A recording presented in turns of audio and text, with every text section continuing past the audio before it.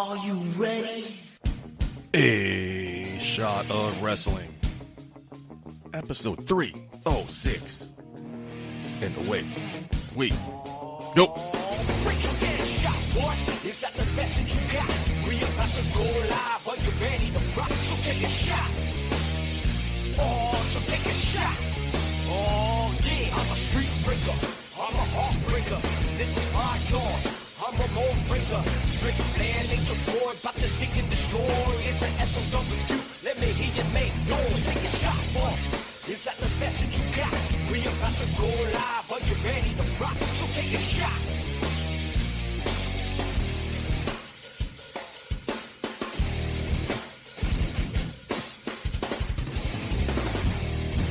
Hello, everybody, and welcome to episode 306 of A Shot of Wrestling. I'm your host at Putty, joined once again, the man himself, Vacant. Vacant, what's going on, buddy? The summer of Vacant continues. I know, right? I'm back. Like 3 times in, 6 weeks?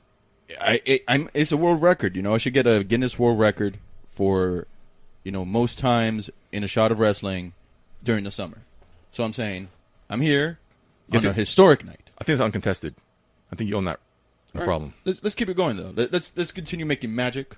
Let's see how long this goes. I mean, while we still can, because I don't get too much into it, but you're vacating Queens. Yeah. I still got, a couple of weeks. Okay. So we can keep this going if we really wanted to. So, while we still can, right? Well, we still can, but there's always... Thank you. There's always the good old, Zoom or Skype or whatever you want to call it. Add your long list of the names of people who abandoned us to go to Bumblefuck, Long Island. It's a nice little corner of Bumblefuck, Long Island. I'm not saying it's not. It's just I'm just like... I could take 8 highways to get down to Long Island. I'm like, ugh. Yeah, and it's a pain in the butt. Yeah. It's a pain in the butt. But what I'm looking forward to is the peace and quiet of not hearing sirens and airplanes and stuff like that. I was bored last weekend because I couldn't do the show last weekend because some stuff's coming up. But I had Saturday night. I was free. I was kind of bored, and for some weird reason, I love staying home. I didn't want to stay home. I wanted to go out and do something. Right. Your stepson was in Chicago, Zia, and it was like, yeah, that's right. Who else do I turn to? Everybody else is in Long Island. I don't feel like fucking driving to Long Island. Right. I'm like, oh, fuck this. But congratulations. Thank you. Best of luck. Maybe we'll do the show on the road one day. We should. Well, I got a lot of space too. Good. So y'all want to do an on location thing? My house is open. Casa de Vacant. So I think it was 2 weeks ago. Let's pull the curtain back a little bit. 2 weeks ago, my guest host canceled on me. Something came up. Not a negative thing. So I reached out to you because you're right here. Right. You tell me you can't make it. You're not even in Queens. You're out. Right.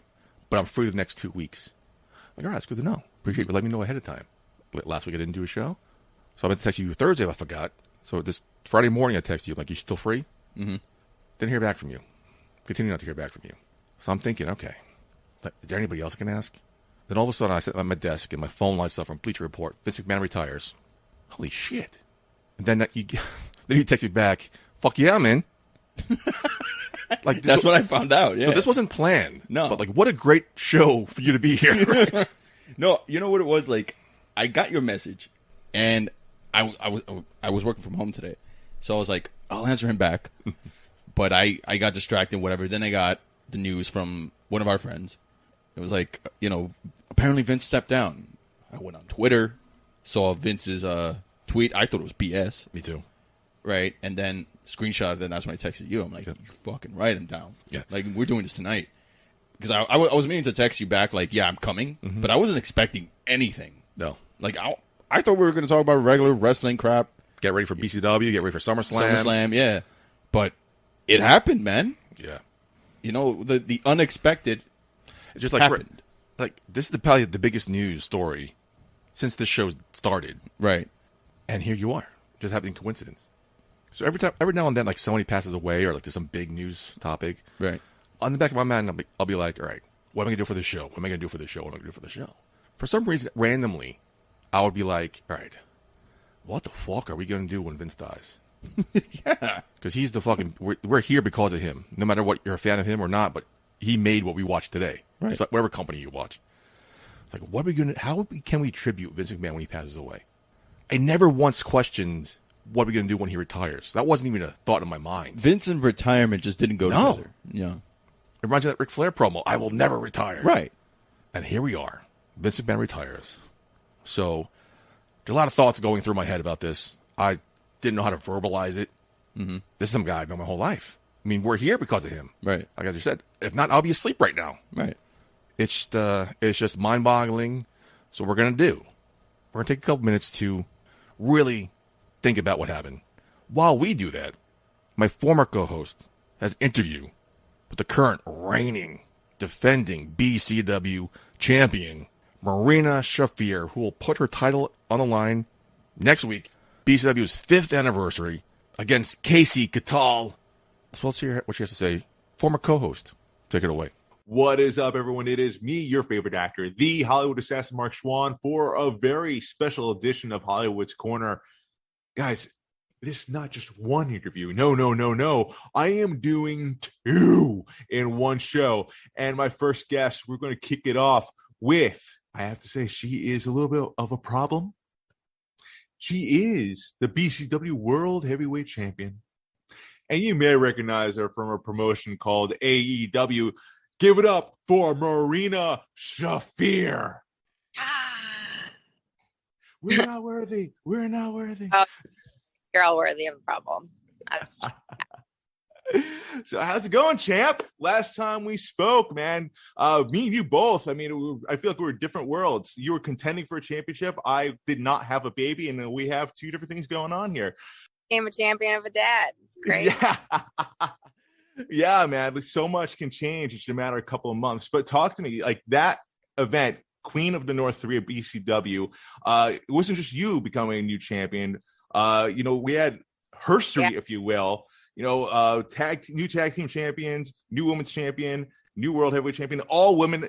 To my knowledge, I think that's the first time a promotion has like all their main championships being women. What did that mean for you? What was it like winning? I believe what was your first championship? My first championship in professional wrestling, and what was it like for me? Very interesting. I came in prepared, so it was a little bit like I came in prepared, and I did what I thought I could do. It was more of like what's going to happen from here on out. It was really, I proved a lot to myself. I proved rights and wrongs to a lot of people, especially my opponent that night. And I want to sit here and tell you like, oh my God, it was so great and wonderful and fantastic and lovely. And I can't wait to do it again. But I'm not going to have to fight for that championship ever again. I don't ever want to have to do that again. It is yours. It belongs to you.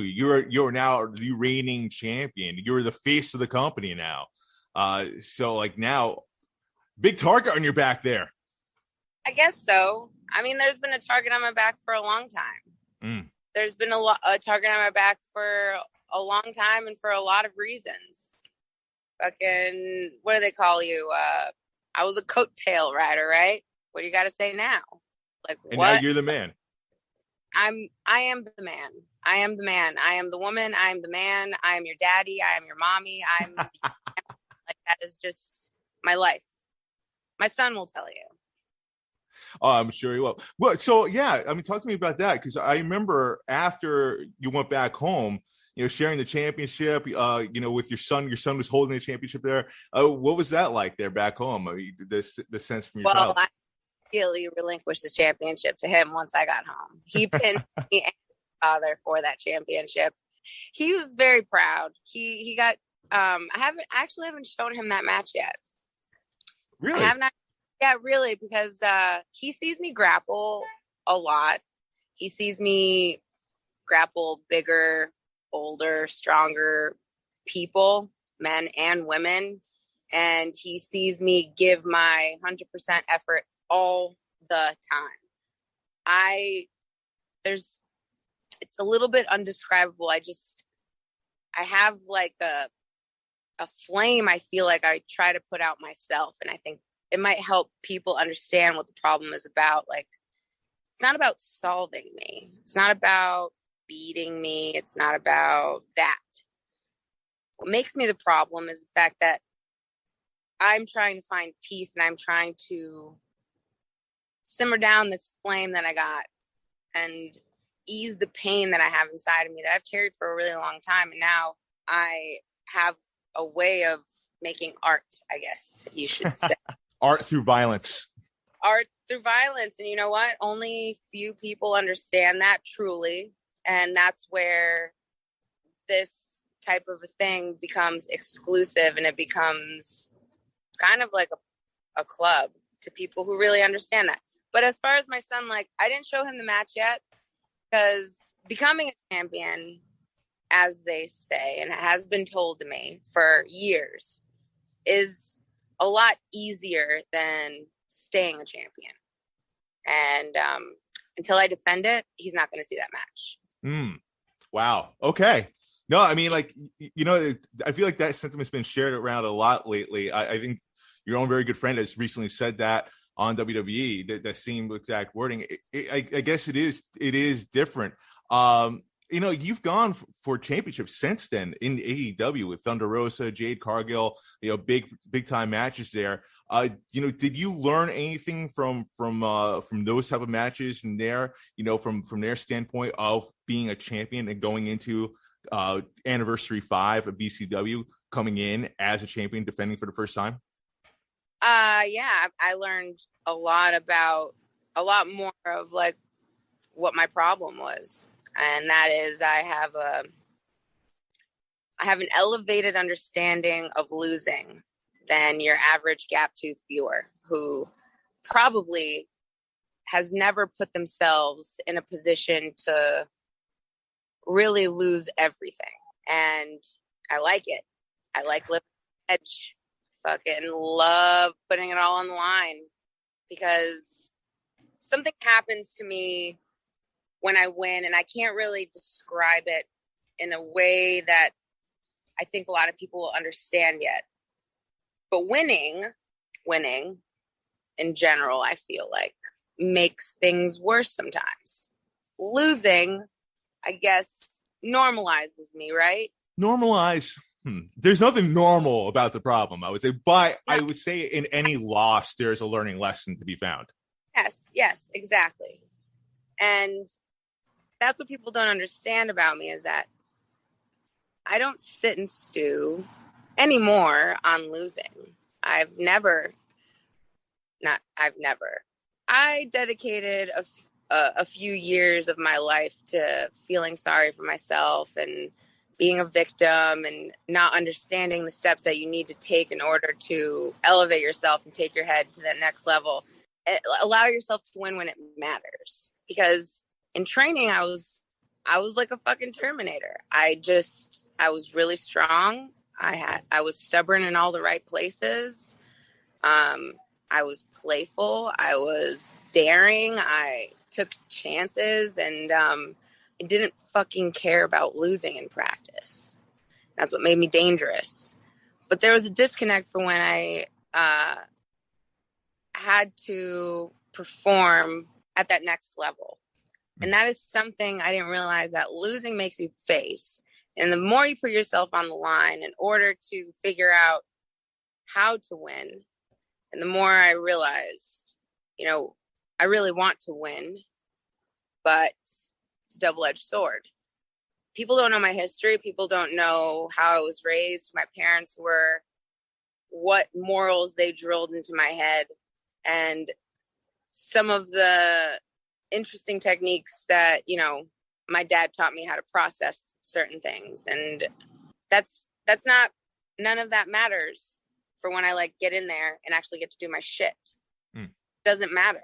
None of it matters, because there's something inside of me that I just can't fucking turn off, unlike normal people. I can't turn off putting myself on the line and just risking it all. That's a whole other arena. And it's hard to explain. All I gotta say is I'm not afraid of losing, and I like losing, but I will fight like a motherfucker, and you have to do everything. And it's not as easy as I say it is. And it's not going to be as easy as you think it is. I love making people understand that they're going to have a hard time swimming in deep waters. And that's what makes me the problem. It's a whole bunch of fucking shit.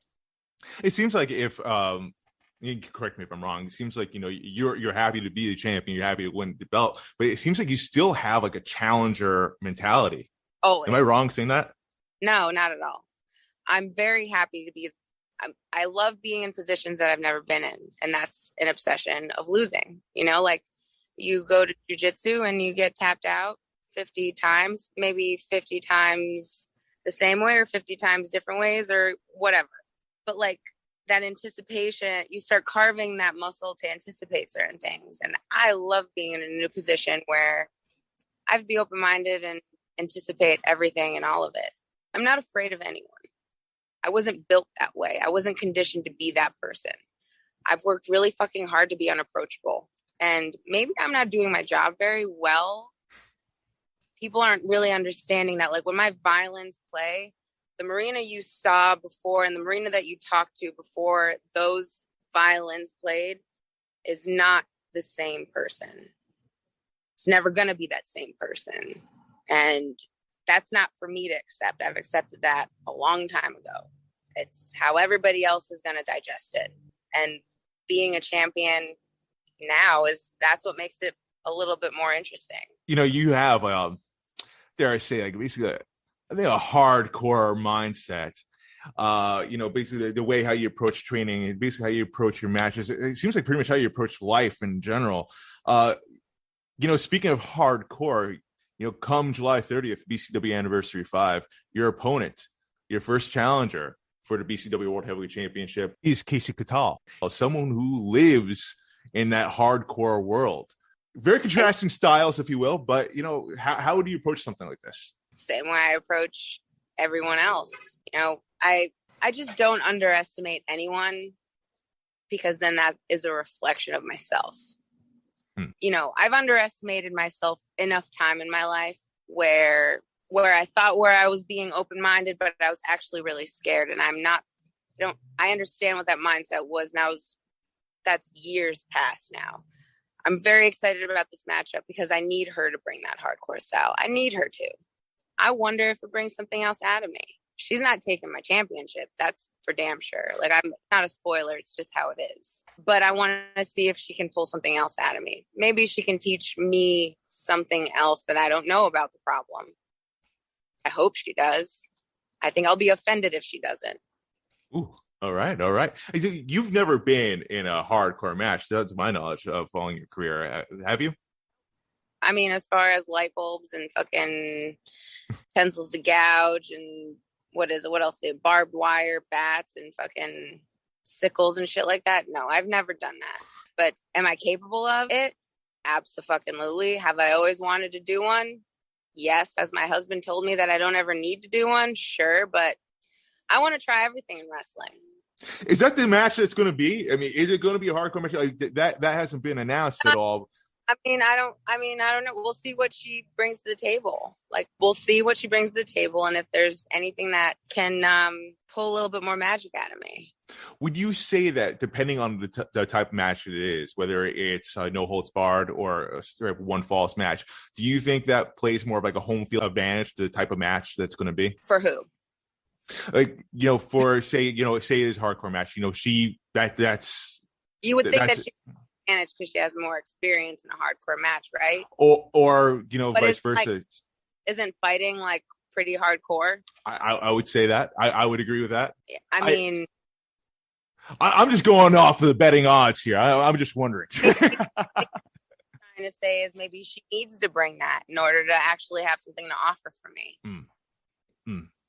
Well, I am personally looking forward to this match because, yes, I mean, it is two contrasting styles on the surface, but, you know, if you look at the insides here of the inner workings of like who you are and who she is, very much the same type of personas going at it head to head for this banger main event. I am thrilled for it. I know the fans are. Marina Shafir, do you have any last words for your opponent? Make me a hardcore problem. I challenge you to come to this match with a mindset of you want and you have to do literally anything to become a champion. I need that. I need that from you. If I don't feel like I'm getting it from you, then it's over. That's just it. Like, if there isn't a moment in there that you don't even try to make me take you serious, it's over. It's over. Well, there you have it, ladies and gentlemen. Marina Shafir, The Problem. Thank you for taking time, coming back on the show here. Look forward to possibly having you again down the road. Hopefully still as the BCW World Heavyweight Champion. Maybe adding some more gold around that waist. Yeah, unless, other parties don't get involved. Ooh, are we talking about Darius Carter? Did he bring his babysitter? I need to know. Because I have a baby Caro I could bring. It will be helpful, From my understanding, Darius Carter will be in the building. He does have a match that night. My eyes and ears will be open for all things. Does that play a factor going to this match? I feel like I have to ask before we go. He's a sneaky little fucking shit. Did you see his upper lip? He's just one of those people who loves to be sneaky and underhanded and all that shit. Great. If he wants to put his nose in other people's business, I hope it's not mine. I guess I'm going to have to teach him a lesson all over again, which is fine. Well, considering my history with Darius Carter, he did put his hands on me before, gave me a concussion. I was thrilled to see you tap him out. I hope he tries to interfere again. Teach him a lesson. He deserves it. Hey, listen, everybody needs to take a nap when they get cranky. That's just what I do. Great line. Marina Shafir, thank you again. Much love to you and best of luck come July 30th at BCW Anniversary 5. Thank you to The Problem for coming back to the show, despite talking to my former co-host. Great interview. Thank you for your insight. Looking forward to your match against Casey at BCW's 5th anniversary, July 30th, Ridgefield Park, New Jersey. I believe limited tickets are still available. BCW always puts on a good show, but they up the ante always on their anniversary, so definitely want to check the show out. Yes, BCW. I've been to their shows. Great entertainment and great value for your wallet. So yeah, I say you should actually entertain yourself by buying tickets and supporting them. But again, it's amazing how Marina Shafir is not the women's champion. She's the world champion. Blonde Force Trauma are not the women's tag team champions. Mm-hmm. They are the tag team champions. BCW's motto or business statement. Mm-hmm. We don't care what your gender. If you're the best, we're going to give you opportunity. Marina Shafir against Casey Catal, January 30th, Anniversary 5. Definitely don't want to miss that. But Vacant, we mentioned it earlier tonight. Vince McMahon's gone. It's still not sinking into me, man. And I said this, before we started recording. To me, it's still surreal. And having watched SmackDown, it just felt like. Can I paraphrase a famous quote? Yeah. It's not real to me, damn it. It's not. It's not. Vince McMahon shocked the world by tweeting out at 77, time for me to retire. Thank you, WWE Universe. Then, now, forever, together. I mean, he stepped down as CEO a couple weeks ago for this investigation. Stephanie took over. We all knew this is going to go nowhere. He'll come back. Well, we were mistaken. He announced his retirement, released a full-on statement. You probably read it by now, but I'll read part of it. Our global audience, take comfort in knowing W will continue to entertain you with the same fervor, dedication, and passion as always. I am extremely confident in the continued success of WWE, and I leave our company in the capable hands of an extraordinary group of superstars, employees, and executives, in particularly both chairwoman and CEO Stephanie and co-CEO Nick Khan. As the majority shareholder, I will continue to support WWE in any way I can. My personal thanks to our community, business partners, shareholders, and board of directors for their guidance, support through these years, then, now, forever, together. Throughout the years, it's been a privilege to help WWE bring you joy, inspire you, thrill you, surprise you, and always entertain you. I would like to thank my family for mightily contributing to our success. I would also like to thank all of our past and present superstars and employees for their dedication, passion for our brand. Most importantly, I would like to thank our fans, you're welcome, for allowing us to into your homes every week and being your choice of entertainment. I hold the deepest appreciation and admiration for your generations of fans over the world who have liked, currently like, and sometimes even loathe our form of sports entertainment. Feeding for followers at Fiend for Followers. I never thought I'd see the day Vince McMahon retired from WWE. This is fucking nuts. Again, I mentioned that earlier. I never thought. I thought he would. I mentioned to the point, yeah. I mentioned it earlier. I never thought that he would retire. Like I told you, I was telling my wife that it's sad in the sense that you wanted Vince to kind of croak in the ring, have one last match. I think he did too. Yeah, probably. That's probably his dream. Like, something like that. Like, he goes into cardiac arrest while wrestling or something, or whatever. As a fan, you know, it's a sad day because this is the guy that brought entertaining moments every Monday night for people who are fans like you and me. Mm-hmm. You know, whether you grew up in the 80s, watched stuff during the New Generation, Attitude Era, like me, Ruthless Aggression, and et cetera, et cetera. You know, he was there. He was always around. You knew that this is what what was coming out of his head. Yep. And now it's bittersweet that he left not on his own terms, but because there was this distraction in the allegations against him. So, as a fan, I can't help but being sad about it. And I know that there's people on Twitter right now that are like, oh, you can't say thank you, Vince McMahon, because he allegedly did whatever. That's fine. He allegedly did something. But at the end of the day, you still watched his stuff. You still watched his programming. So I'm not trying to downplay what probably happened. You know, that kind of behavior is unacceptable. I said that on Twitter. But at the end of the day, this is a guy that gave me Steve Austin. This is the guy that gave you Razor Ramon, gave you the $1 Million Man. You know, he gave me Rock versus Austin. So he gave everyone John Cena. So you don't want it to end, but you knew this was coming. This is just not the way that we wanted it. So you should be thankful for what he gave you, while at the same time taking very seriously what might have happened and what he might have done, which we can all agree is wrong if he actually did it. You know, Do you know something I don't? I don't know. Because from what I've heard, it was just hush money for affairs with consenting adults. Like, his name never came up during the Me Too movement. Because from what we know, there was no forcible things. There was no assault. There was no aggression. It was just consensual relationships between people. Employees that could look bad optics for him. It's bad optics. Everyone knows he's married to Linda at the time. He doesn't want that to getting out. He's a CEO of a Fortune 500 company. As far as I knew, they were still married. Don't talk about it. Yeah. And I'm sure this is not a unique thing. I'm sure billionaires all over the world are doing this. As long as it's consensual, okay. Right. I don't see a problem here. It's a hobby. Yeah. You know what? That's fucking great. Yeah. No, it's a hobby. No, it's true. No, listen, the former president of the United States did it. Yep. And I'm not trying to like say, hey, this is okay. It happened. Yeah. Right? They wanted to protect their brand, their reputation, whatever, and they did what they thought was the easy way out. Let me give you money because I have it. You know, and I don't see an easy way out. It's like, I don't want you going to the press about this. No, right. Yeah. But at the same time, it's like that's it. From what I'm getting, right? Every single billionaire that has done this or allegedly done this, yeah. You know, that's the way out. Yeah. Let me give you money so everything's easy peasy. You know. So just mention, from what we have unearthed so far, everything's been consensual.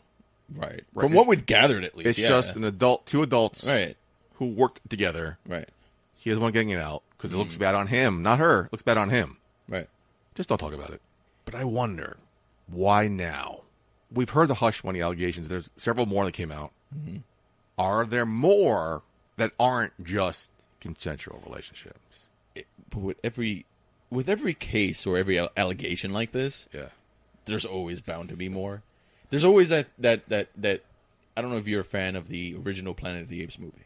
No, but okay. There was a scene where they were trying to find, signs of life. They found a plant growing in the middle of the desert. And the quote that they said was, "There's life here, and where there's one, there's another. And there's another, there's another, and another, and another." So, great movie for quotes, by the way. Oh, is it? Okay. So, in that case, in this case, you can apply that to now into any situation where a person's at a behavior, the way he treats other people, someone would be like, yeah, he did something to me, the first person, right? And then the second person feels empowered because of that first person. Hey, happened to me too. And then everyone starts coming out like whack-a-mole. Yeah, if they're brave enough to come forward, let me... Yeah, right. Yeah. They feel empowered and more power to them. It's not negative on them. It's not negative on them. You do what you got to do. You know what I mean? Personally, I feel like if you feel abused and whatever, you shouldn't feel like powerless. You should report it and do what you need to do. In this case, I mean, there might be other people at this point it has to be more to this because Vince McMahon is not just going to retire because Vince McMahon is never going to retire. I mean, I feel like there's more stuff that the board found or the third party lawyer, law firm found right. that isn't consensual, that isn't like when this news broke, when these allegations came out a couple weeks ago, there was a story that came out from the 80s about how a female referee claimed that he raped her. Right. I'm like, okay, that's fucked up. Yeah. So I'm assuming there's more like stuff like that, and Vince's lawyers and people and the PR said, listen, just end this all. And at the end of the day, it becomes a PR distraction. Yeah. WWE is not what it was. Yeah, this is all alleged. We don't know anything. Yeah, no.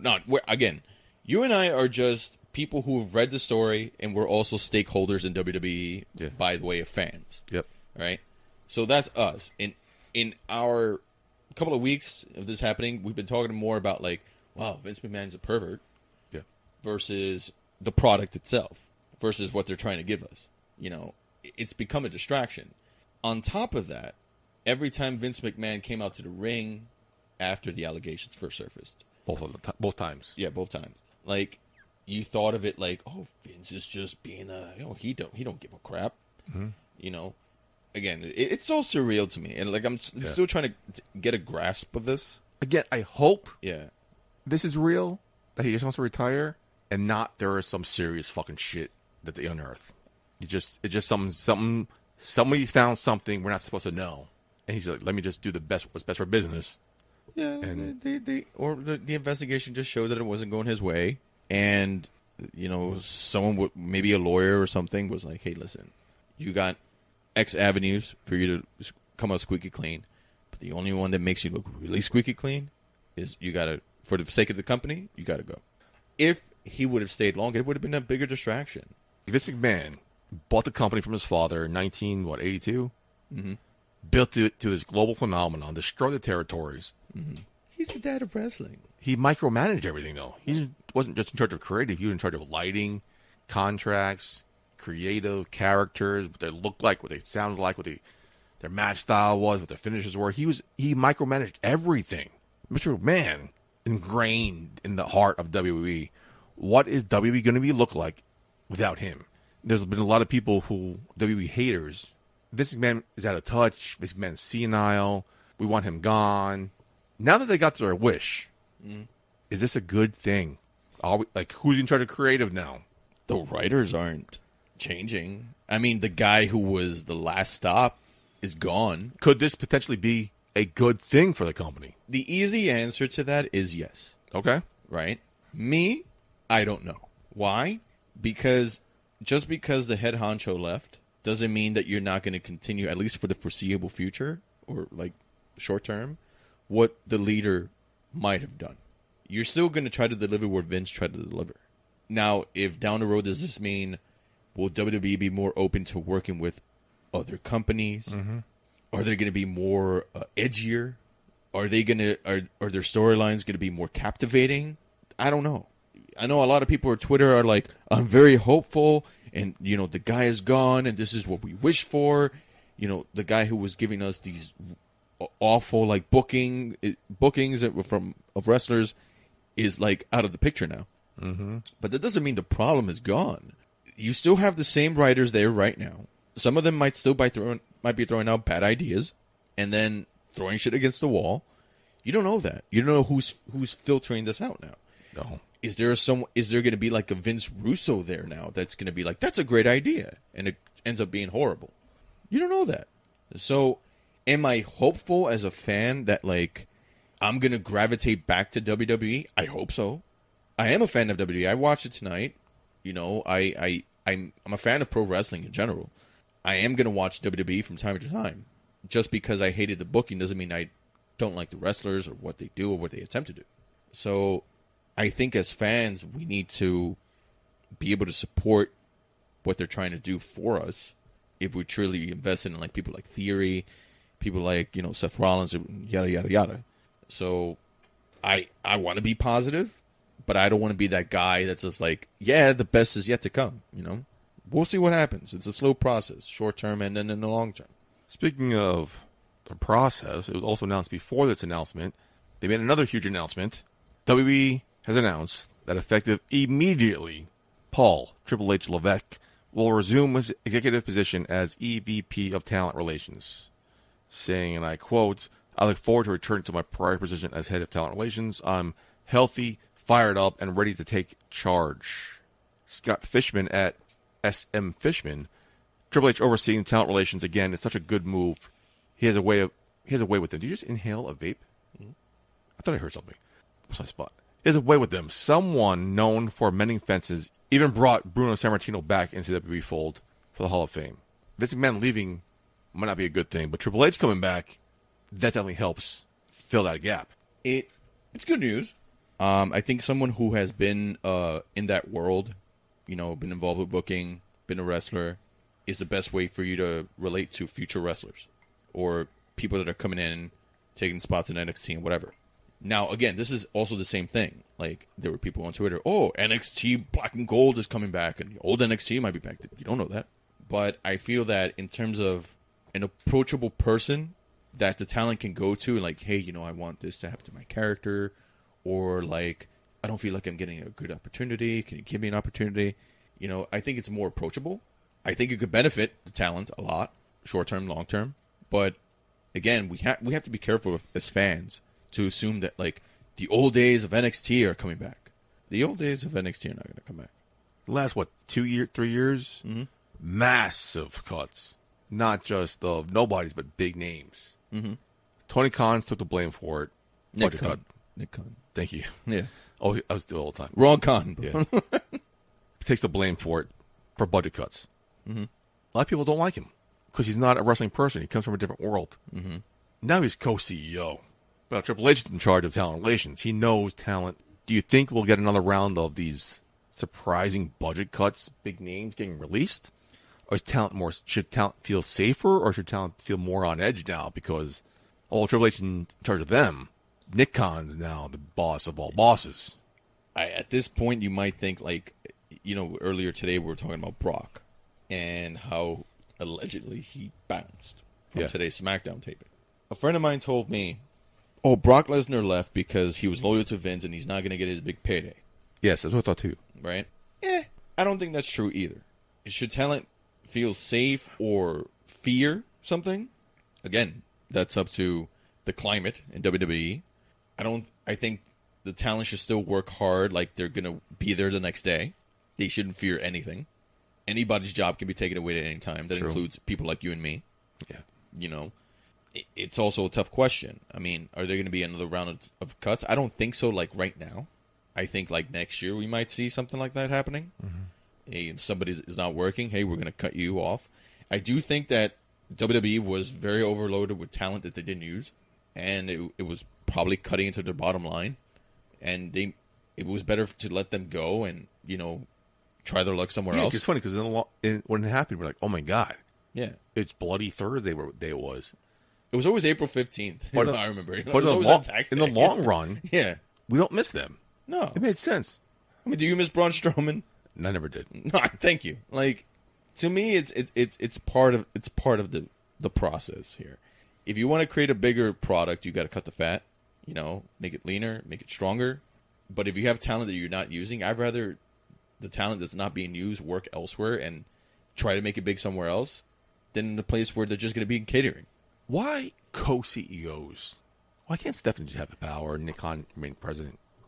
I think it has to do with Nick Khan's like business expertise. I think I'm not discrediting the talent that Stephanie McMahon might have. Yeah. But I think it has to do with like Nick Khan, I think, has the business savvy. He's the more approachable business person that other partners might be able to talk to. Okay. While Stephanie is just there, she was a former chief branding officer, if I'm not mistaken. So she had a good relation with partners, sponsors. Right, but it was more like community based and something that can like make the brand like more approachable. Okay. While I think Nick Khan is more in the financial side, stocks, company bottom line. Heartless. Yeah. She's the heart, he's the heartless. She's the heart and he's a corporate guy. Yeah. You know what I mean? So you need a little balance there. Vince McMahon Hall of Fame. Next year? He often said he will never accept it until he dies. I hope that's not true. I mean, give us something. I mean, if Triple H definitely talked sense to him. You know, I feel like that would be a great Hall Now of that Fame. he's gone, Yeah. this would be his, like, let's come back. Yeah. Do you know the pop that he would get? Oh, yeah. Like, It was great because we always thought Undertaker should be the class by himself. right. They didn't give us that. If anybody should deserve a class by himself, it's The Undertaker. Mm-hmm. We didn't get that. We had an underclass. However, if you're going to give one man, If you're going to do something after SmackDown, yeah, give it to him. because Just him. Vince McMahon's speech, Undertaker's speech, okay, that would take, a half hour, maybe an hour? However, don't induct anybody else. Have multiple people induct Vince. Let me hear from Stone Cold. Let me hear from Hulk Hogan. Let me hear from The Undertaker. Have multiple speeches. Instead of being inductees, have multiple speeches from inductors. Yeah, I can see that. I can see it. He probably won't allow it. But anyway, we're way over time. Vince McMahon, I'm looking forward to Monday night. His baby, Monday Night Raw, the world's most famous arena. Madison Square Garden. I will be there. You might be there. I'm thinking about it. I'm off next week, so I might just buy like a last minute. There's no ticket. excuse. Yeah. So I have no excuse. I might be there. I don't know. So while I try to convince Vacant to join me at MSG Monday, July 25th, if you are going to be there, hit me up at my jet party. Let them meet up sometime. Buy me a drink. Let's hear from the longest reigning BCW champion, the All-Father, Darius Carter, as he prepares to face our last week's guest interviewee, Reverend Ron Hunt. This should be a good one. Looking forward to this match. Looking forward to this interview. Take it away. As I said, ladies and gentlemen, not just one interview, we got two. And who better to have as my next guest other than a man we just literally talked about? I'm talking about wrestling's richest prize, the former BCW World Heavyweight Champion, Mr. Darius Carter. Darius, how you doing, my man? Look at me. I mean, look at me. I'm looking lovely, divine. How do you think I look? How do you think I feel? Completely unoffended by you trying to throw an early jab with the former, because it's the truth, though. Yeah, I'm not trying to throw more of like a dig here. It's not about what you're trying to do. It's not about trying to do. It's about what you did, you know, and it is what it is. And that's okay, because you can't take 1,227 days away from me as the BCW World Heavyweight Champion, the champion so long that you've basically forgotten who the champions before me. I mean, that's how great of a job I did. So I'm not going to be, again, offended or bothered by a sidebar little comment. I will say but it's good to be here. The lack on my part was bringing up the number. I should have said, like, you know, the longest reigning BCW World Heavyweight Champion, because the only reason I didn't bring up the numbers, I often forget how long it was because I just lose track of the days after so many times. Because you said 1,292 days, man, as the reigning champion. You know, granted, yes, so some people may argue because of COVID, but you still repped the brand. I think that's the part that gets mistaken from some people that critique you about that, is that you were still repping the brand during COVID when BCW wasn't running, dude. You were the face of the franchise. So talk to me now, shifting gears to today, though. You know, you are no longer the champion. That is a fact. It's not meant to be a dig. How are you feeling after the loss, man? Because I know you went in with a lot of confidence in that match, as you do every type of match. And it was surprising enough, you tapped. Firstly, it's 1,227, and I was going to interrupt you, but I'm a gentleman, and I'm going to let you continue on with your setup. No, that's fine. I was going to let you set it up for me so that I could come out into the spotlight, onto the center stage. So, so 1,227 days, okay, firstly. Secondly, listen, Marina, I've never taken anything away from Marina, and I'm not going to start now. It is what it is. I knew the type of challenge I was going into. I had the Super 8 that I was preparing for a week later. Okay, so I had a lot of things coming up. So I knew that I needed to be at the top of my game, beyond the top of my game. So for Marina, so I there was never a question of that. There was never a question of her ability. So the thing about our styles, about that shoot, grappling, technical, catch as catch can type of style, is that you can catch somebody at any moment. You can catch them. You can snag them at any time. You can get a submission very quickly. It doesn't mean that you're the better fighter. It doesn't mean that you're the better wrestler. It means that you had a moment in time where you had your opponent where you needed to. We've seen this happen many times. We've seen this happen in wrestling. We've seen this skilled. You have to monitor every second in the ring with her, and that's the type of competitor I am as well. She had a moment. That's what it was. She had a moment. I'm not going to take it away from her. I'm not going to belittle her. I'm not going to downplay her accomplishments. She had her moment. This was also a woman that was on WWE. This was a woman that was on it was a part of the greatest and the largest professional wrestling promotion that's going today. It is what it is. So she had the contract there. So if that's what it took to beat me, then that's a statement unto itself. You know, it's not like somebody came up. This wasn't some up-and-coming person that was new to the game. This was somebody that was seasoned, that had that TV experience, that has that background. So she had her moment, and that's great. I want her to relish it. I want her to celebrate the BCW championship with Roderick Strong, with her kid, taking the photos, putting it up on the wall, putting it in the frame and onto your desk. I love that. I want that because I want her to build this, and then I'm going to take it away. And I want her to, that's all it is I just want her to know, and I think she does in the back of her head. I think she already understands after she wrestled me. Sure, she walked away with the championship, but she knows in the back of her head that I'm coming for her. And I do genuinely believe that she knows that I can beat her. I think more than anybody else she's been in the ring with, even to people she's actually lost to, she knows that I serve as the greatest threat to her inside of that ring. And you can ask her that yourself. So it is what it is. I am going to get my championship back. I am going to take it from her. But I did want her to get close to it. I did want her to have some time to start bonding with it. I want her to build a connection with it because I want it to hurt more when I take it from her. So I just did speak to Marina Shafir for the record, and she did mention you. She did mention the fact that that you are also going to be there at BCW Anniversary 5, and that you guys will be in the same building. That her head is going to be on a swivel. She knows that you're you want that championship. You've had it for over 1,200 days and counting. It's not something you just let up so easy. Now, I gotta say, your answer was spot on as always, Darius. But, I would be ill remiss if I didn't bring up the fact that, I was also there at the building that day when that match happened. Fantastic match, by the way. I did notice, the look on your face was a mix of shock, disappointment, and anger. The things that you said to me right now, did it take some time for you to come to terms with that? Or did you immediately start thinking that about your reflection on losing the championship? I mean, have you ever won something? Held something for a tremendous amount of time, a record-breaking amount of time, and then had it snatched from you suddenly? I cannot say that. I cannot say I've gone through that. I cannot say that I have not right. A long-winded no. The answer is no. You're giving me a long-winded no. No, you haven't. So so trying to get into my psyche and understanding of how I felt and what I was going through, you're never going to understand it. But the best way I could break it down to you is this. All right, I had a championship match. Okay. And I did not walk out as champion after 1,227 days of walking out as champion against the likes of JTG, against Su Yung, Austin Theory. I've beaten all of these competitors, Dan Moff, O'Reilly Shepard. I can go through the entire list of people that I have turned back.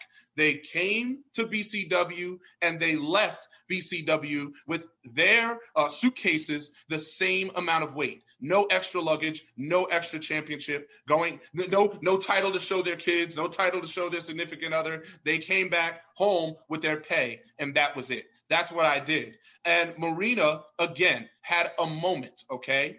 She had a place in time that she was able to capitalize on because she's skilled enough to do that. But the thing about moments like that is they come once. They come one time. She will never be able to ensnare me again. She will never be able to snag me again. And that is what was going through my head. When that bell rang, I wasn't just thinking about the present. I think about the future. I'm thinking about how I'm going to get this championship back, what I'm going to do. All of this racing through my mind while I'm laying on the mat. So, of course, it's the answers develop. Of course, you gain perspective in time. I knew the moment that title was taken from me, that all energies and focus were to be put towards getting it back. Thinking about what I just experienced, what it took for her to beat me. Because yes, we're talking about her title win, but we have never seen Marina Shafir in that condition after a wrestling match. Nobody did to her what I did to her mentally, physically, emotionally. You could see it on her face. She was on the verge of tears. This powerful woman, this mother, this TV superstar in front of your eyes, tear ducts opening up as the referee is handing her my championship. I saw this. I watched it happen live. I was there. I was closer to it than anyone. So no, you can't understand where I was mentally. And it's not your place to. But this is the answer that I'm going to give you. Okay? I realized the moment that it was taken from me that I had to get it back. I'm not going to wallow in despair. I'm not going to sit here and pout about it. I know what I need to do. I've lost a championship before, but I win it back like nobody else.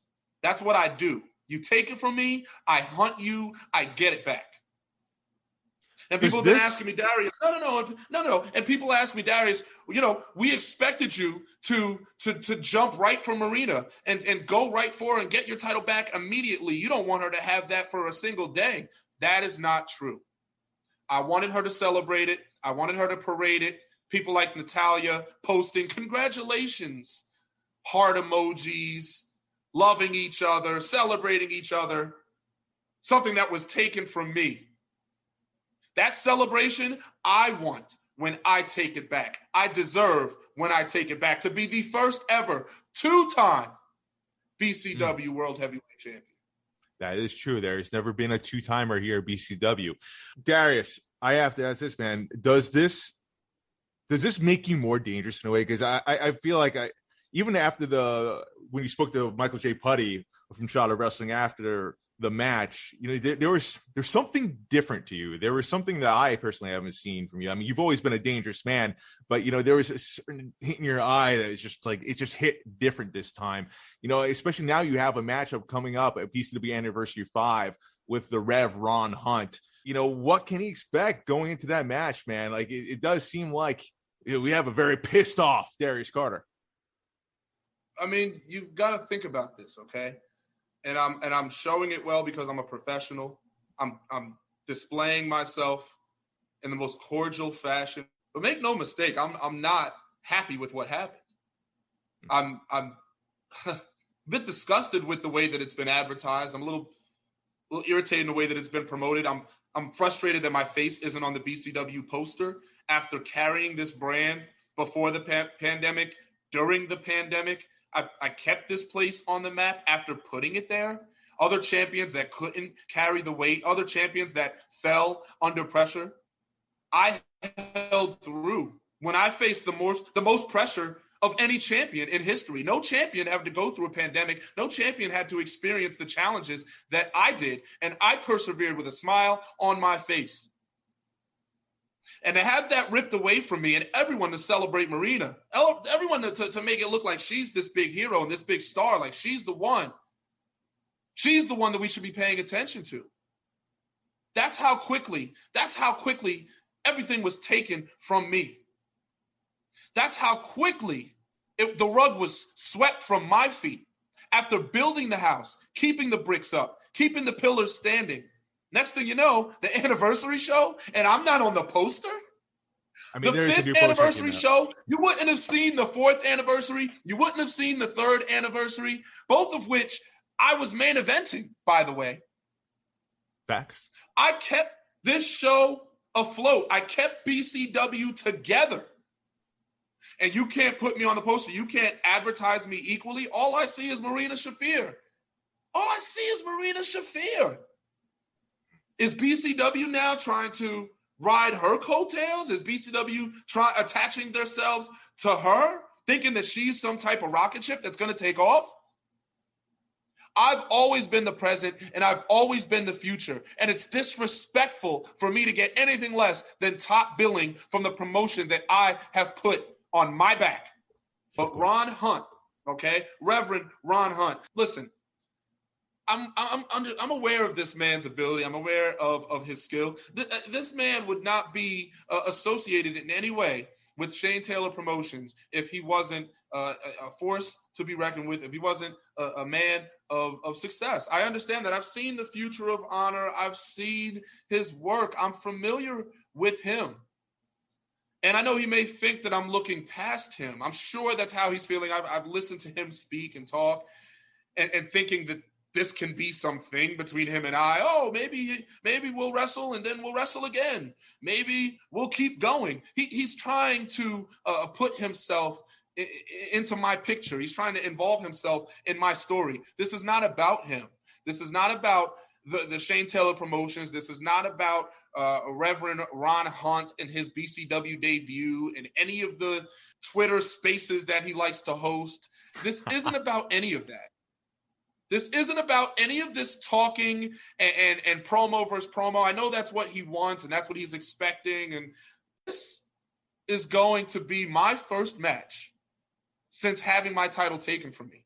My first match in BCW in 3 years where I was not the World Heavyweight Champion. That feels weird. How do you think I feel? How focused do you think I am? You think I'm not here to play games and to go barb for barb with this guy and to make him think that he's on equal footing with me? He's debuting at a promotion I've built. He's walking in because I've opened the door. I'm the reason the door is there. He thinks this is going to be some program. We're going to keep going. Come on. This isn't about you. Your purpose is to be a vessel of my vengeance. Marina's going to watch this match. You know she's going to watch it, and she's probably going to watch it next to Roddy. And I want the whole family to see what I am going to do, what I'm willing to do to get my championship back. Maybe you're so used to seeing me defend the title that you've forgotten what I'm willing to do to get one. Maybe you're forgetting what Darius Carter is willing to execute to regain his rightful place so that I do get those posters without ever having to question or ask. Maybe that's what it is. I have to be a champion to get my respect at all times in BCW. Is that what it is? Then I will be champion again, and I will beat my previous record of 1,227 days. Damn. I again, as I said before, leading up to the question here, this is, I feel like, a different version of you I personally haven't seen before because, you know, I am newer to BCW than some other people. And like the time I've been there, you've pretty much always been champion. I've never seen you on the hunt, as you mentioned before. You know, dude, I personally know what it's like to be in the hands of the wrong side of Darius Carter. I can't imagine what it's like now. So Ron Hunt, prayers up for that man. Yeah, it's a good thing he's a reverend, right? He better really be a reverend, and he better really be subscribed to a church, and he better really pray on his knees on his Sundays, clasp those hands together, and he better look to the sky, look out that window, and he better look up to him. And he better hope that he's going to be there to safeguard him, or at least attempt to, because there is nothing that can save Ron from what's going to happen to him. He's in a bad place and at the bad time. It's just the wrong time for him. I'm not the one he wanted to face. I know that he's expecting this to be a dream match, and he's talking about respect. Again, he's thinking that this is about him. He's thinking that this is about us. It's bigger than us. It's about we. It's about myself and that BCW World Heavyweight Championship. I know how this goes. You lose a championship and everyone wants you to slip back. You want Reverend Ron Hunt to beat me, right? And then, maybe the prospect of Ron Hunt and Marina Shafir, or maybe it's a triple threat. No, stop it. The road is clear. The path is set. Marina's going to go on and defend against Casey Catal. And with respect to Casey Catal, I fully expect Marina to walk out as champion.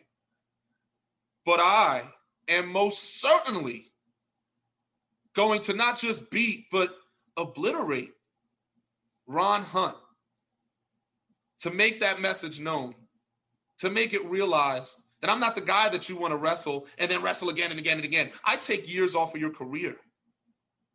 I humble you. I make you look in the mirror differently. The way that you look in the mirror that morning when you wake up to face me and the way that you look in the mirror when you go to bed that same night, it is two different things. You don't feel the same. I take something from you when I beat you, and I collect it because that's what I deserve. I collect upon these people my victories, and it all makes me better, makes me stronger, makes me more experienced. That's what this is. This is reality, and reality works in my favor because I am a successful man. I am dedicated to success. I am committed to victory in every walk of life. Marina Shafir walking out as champion only made me better. She would have been better off if I won. BCW would have been better off if I won. Ron Hunt would have been better off if I won. This Darius Carter, the most dangerous man on earth, this Darius Carter, it's not about being different. It's not about, I see something in you. It's always been there. This is just a situation where you're forced to witness it. Reverend Ron, put them together. Put them together and don't let them go. Well, I am afraid for Ron Hunt. But with that being said, Darius Carter, thank you for joining the show. Thank you for joining Shot of Wrestling. Dude, I am personally looking forward to this. Or should I not look forward to this? I don't know how to feel about it right now. I feel like I might want to turn away during this match. But needless to say, it's going to be violent. It's going to be bloody. It's going to be crazy. July 30th, ladies and gentlemen, BCW Anniversary 5, Darius Carter versus the Rev Ron Hunt. And keep in mind, he's going to be in the building for that main event between Marina Shafir and Casey Cattell. Get your tickets right now. In the meantime, back to you, Putty, for TV Takedown. It's time for this week's TV Takedown. They say there aren't too many dream matches left, but Darius Carter versus Reverend Ron Hunt is a textbook definition of dream match. Looking forward to that. BCW Anniversary 5 next weekend, July 30th, Ridgefield Park, New Jersey. A couple of tickets are still available. Make sure you want to be there. Show you don't want to miss. Support Darius Carter. That's my man. When I went to BCW shows, I gravitated towards the man. Because he's bald. Well, that's yeah, thanks. Great show. BCW puts on a great show. I definitely recommend it to everybody who is in the local New Jersey area. So just do it. Support your indie wrestlers. Let's move on to some TV this week. Vacant, you have any TV takedown for me? I have a serious problem with the AEW main event. Barbed wire everywhere? Right. I understand that AEW wants to showcase a little bit of violence. But when you have Sammy Guevara and Chris Jericho botching a spot, mm-hmm. and then I think it was supposed to be like Eddie was supposed to like throw Jericho onto Eddie Kingston, onto Sammy Guevara, mm-hmm. but that didn't quite work out. So yeah, Jericho just punched Sammy. Why? It doesn't make any sense optically when you're watching the match. Like, why would he do that? I understand that they want to continue with the bit, but it's not going to work. You know it's not going to work, but you did it anyway. Why? I'm disappointed with a veteran like Jericho doing that. And I feel like that's happening a little too often in AEW. Botches? Yes. Okay. Not only botches, but just like botched spots. Where you know that something is going to happen, like you plan for something to happen, but then when you mess it up, you try to fix it and it just doesn't look good when you try to fix it. So, Jericho, Eddie Kingston, originally is a feud I was excited about. Right. Love both his guys. They had a great sparring on the mics. Mm-hmm. That led to their having teams, and instead of the Stadium Stampede, they had that Anarchy in the Arena match. Mm-hmm. Bloodfest. So, that's a pretty huge fucking rivalry-ending match. But then that led to Blood and Guts, mm-hmm. which is a rivalry-ending match. Mm-hmm. Then that led us to, for the first ever, barbed wire everywhere, even on the microphone. Yeah. okay, so this ends the feud. Because the Jericho Appreciation Society is in a shark cage. No outside interference. This is going to end the feud. We're done. Yet, we're not done. Because the Jericho Appreciation Society gets involved. And now Tay Conti gets involved. But then Anna Jay now is somehow involved. But then Eddie Kingston's boys come out to balance it out. And then, like you said, Sammy Guevara comes out. And Jericho wins this. This should have been the match Eddie Kingston wins to blow off the feud. But now, are we going to get another fucking match? Is this feud going to continue? I hope not. But I feel like it is. Last time you were on the show, you kept mentioning repeatedly throughout the fucking show long-term storytelling. Right. Now, is this a form of long-term storytelling, or is this too long? No, this is an example of too long. Because storytelling. If it was just match, multi-man match, okay. But you're using 3 now huge gimmick matches that 2 of them have blown off feuds. It just seems now this is going to see again. Like, what next? What could possibly be the 4th match of this? I don't see it. I don't see it. Because it feels like... to cut you off real quick, but Jericho, Eddie Kingston, before these gimmick matches, wasn't them one-on-one on a pay-per-view? Yeah, it was one-on-one. Yeah, so, like, what's Kingston next? wins, right? And that I feel like that should have been, like, the end of it. Yeah. You know, like, blow off and Jericho does something and so does Kingston. But you know they're going to have mutual respect for each other, blah, blah, blah. But no, they just needed something for Eddie Kingston and Jericho to do. So you now have this gang war, if you want to call it that, and it's all Jericho's Appreciation Society going on top. Yeah. He wins this match in the shark cage, which it's all about Shark Week. That's why they were in a shark cage. But I don't see where they can go with this further. Are they going to have another match? You know, at All Out, right? Or I think they're gonna have another special event, whatever. But I just don't see it. I don't think there's a purpose to it. And to me, this kind of hurts Eddie Kingston a little bit. I think so too. Because now you see, Eddie Kingston's character is just that guy who has gripes with everybody, has a problem with everybody. But again, he didn't lose fair and square though. But now it's like, oh, I'm gonna have another match with you. Why? You know that he bested you a couple of times now. Yeah. You bested him that one time in that one pay-per-view. The first one. You know, I don't see a purpose to it. No, I don't see either. That's my biggest gripe this week. That was my major gripe this week. There was no point in that match if Eddie Kingston loses. Had he won that match, I would have been like, oh, this is great. Justice. As a fan. You want to see kind of like a good guy win. You thought he was going to win. You know? But, especially with him suspended, especially in that shark cage. You're like, right. You know, which meant nothing. Which meant nothing. Again, the shark cage was only to promote Shark Week on the Discovery app or channel, whatever the hell they're doing now. This week featuring Dwayne The Rock Johnson. Right. Another weird thing, right? And the Practical Joker somehow. Right. I mean, we've been having our own Shark Week in New York, but it's okay. Yeah. But I don't see the point. Had he won, I'd be like, fine, this is great. Eddie Kingston has his day. But I was checking out Twitter, too. Like, I'm like, all right, so now we're getting another match. I thought it was a clusterfuck. Too many interferences. Yeah. Very sloppy, very messy. This was not a good match. I expected people to love this match. Get mixed reviews. But a lot of people are saying that this is a shitty way to end this feud. Right. I don't think this feud's ended. Is this feud ended? I don't get the vibe that this feud is ended. They're going to drag it out a bit. I think this... They're going to drag it out a bit. Yeah, and I think by them dragging it out, it's too much. Because this is the next one, Double or Nothing, All Out, All In? All Out, yeah. All Out? Isn't that one of the big pay-per-views? Yeah. So this might be the blow-off of this match. Again in Chicago. So, yeah, that was one of the things like, oh. I mean, great performances, both of them. Both of them put on a hell of a show. With the barbed wire. As long as it wasn't like the exploding barbed wire, whatever the match that was last year. Both these men put on a good show. It was just the clusterfuck of interferences. It was like, okay. I think that hurt the match. No, yeah. That was my biggest gripe. Like, that little botch, I'm not calling it botch, but like, miss spot. Yeah. It was just poorly executed. So is Sammy Guevara and Tay Conti not a part of the Jericho Appreciation Society? I think they are. Because they weren't in the shark cage.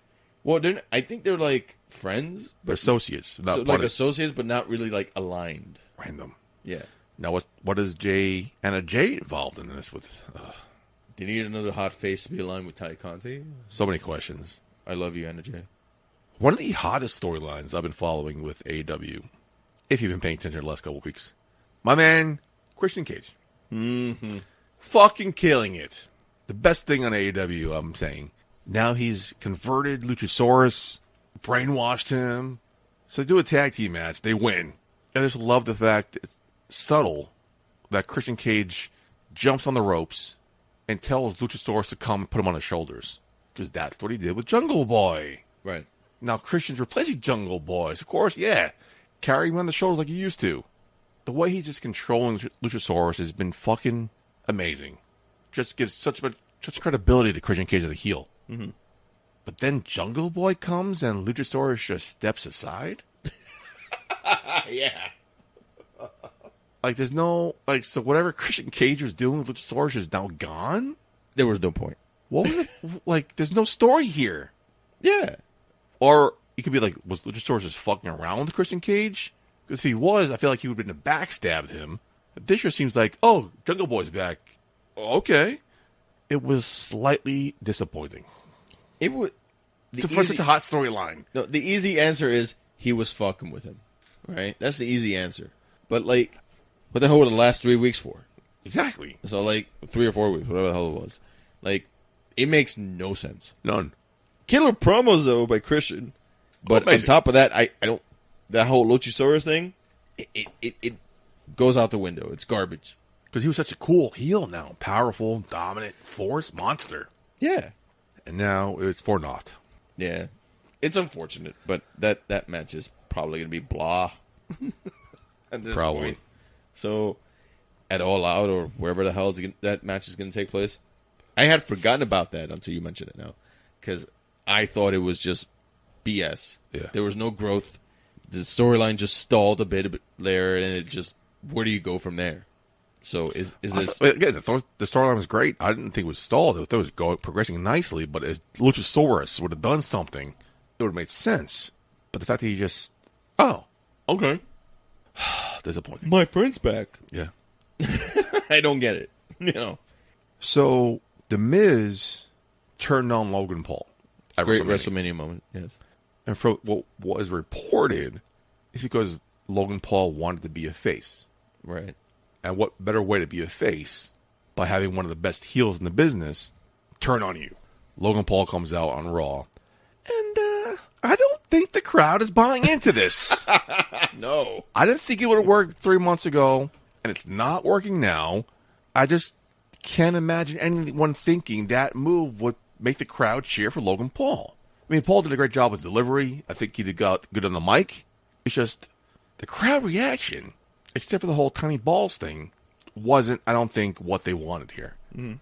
Now, do we continue down this treacherous road? Or do we turn Logan Paul into probably one of the most villainous, evil characters in WWE history? He's committed now. To be a face, right? To be a face. Because you still got to deliver a match, right? Kind of want to see Logan Paul kick the Miz's ass. Beyond that, you need to fix the problem. We all hate Logan Paul. And at sometimes, if people need to embrace the hate, and when you embrace the hate, you feel better. True. So you can deliver better, you can perform better, good promos. So I feel like you can fix the Logan Paul problem after that match. At this point, you kind of need to deliver what you need to deliver. And that's fine. It's a mistake, but at the end of the day, you got to deliver something that you promised the fans. But after SummerSlam, you can do something. You can do another program with him where, and I hope they don't do this because WWE kind of tends to lean on this a few times. You don't want like Logan Paul leaning on the Miz as a heel. You want Logan Paul alone. Special attraction. Yeah. You know, Survivor Series is coming up. The Clash in Wales is coming up. Whatever it's called, that pay-per-view. Clash at the Castle? Clash at the Castle, yes. So you could do something with him there. You could do something with him leading to some Survivor Series. So, but if you need to listen to your crowd at this point in time, he is a heel, like JR says. If they boo you, you're a heel. Yeah.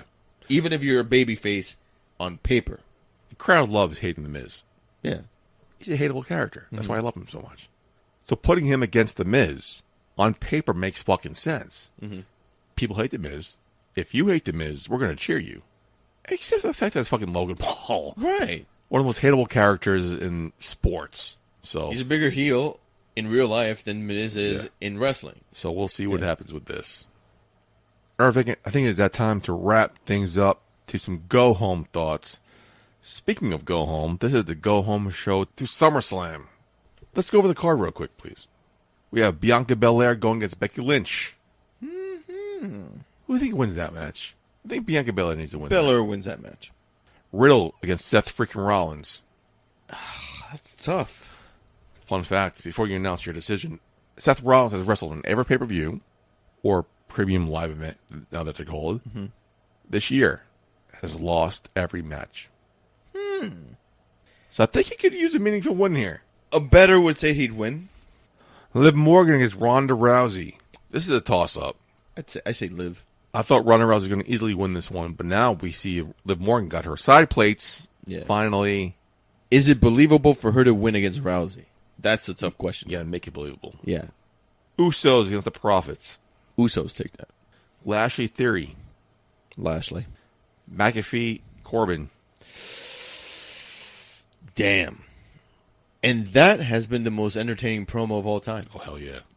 And I think at least for this SummerSlam. I think if Happy Corbin loses here, it derails everything. Yeah. I think if Pat McAfee win here, doesn't do Where's the payoff? Doesn't do anything for Pat McAfee. Yeah. Paul versus Miz. Paul, right? I think Paul has to win here. Paul wins is too easy.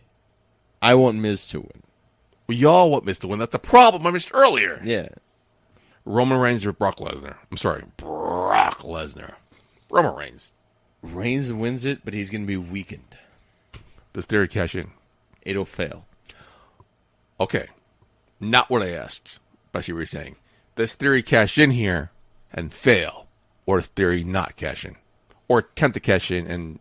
I think I think he can't cash in here. No, I think what they're putting out there, at least with commentary, is that he's going to cash in. Yeah, of course. And they're doing it too. It makes sense. But I feel like he might attempt to cash in.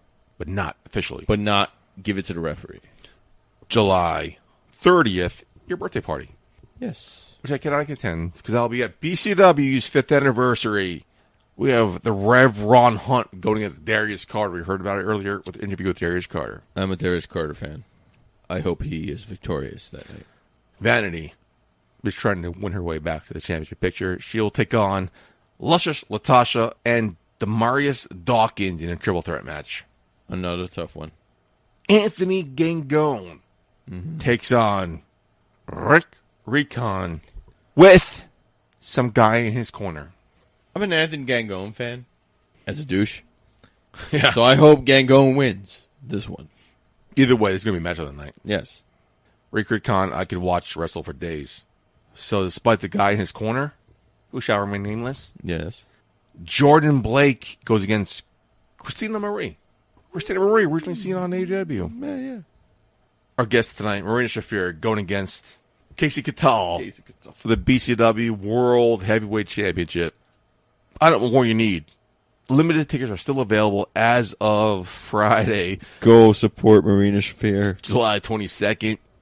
Check out BCW social medias for tickets. If they're still available, you might be too late.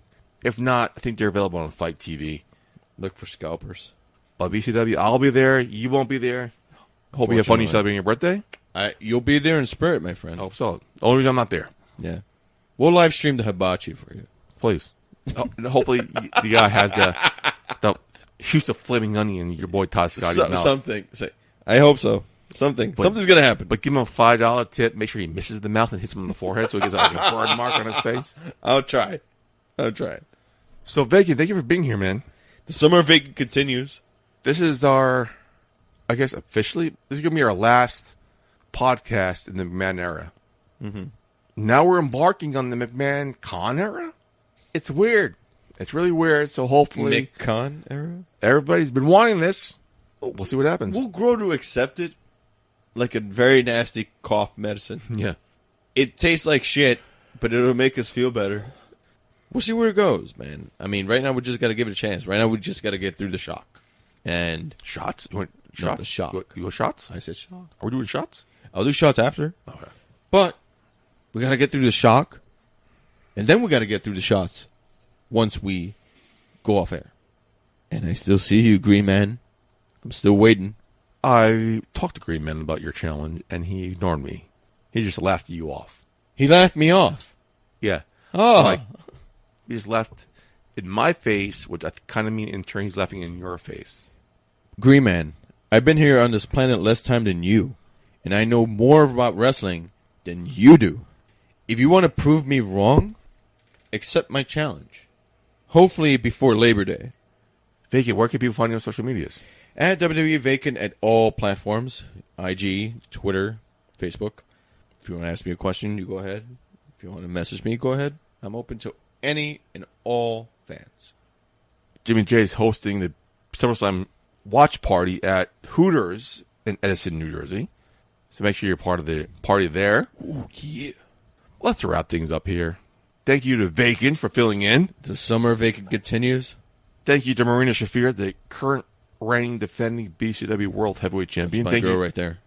to Darius Carter, My boy.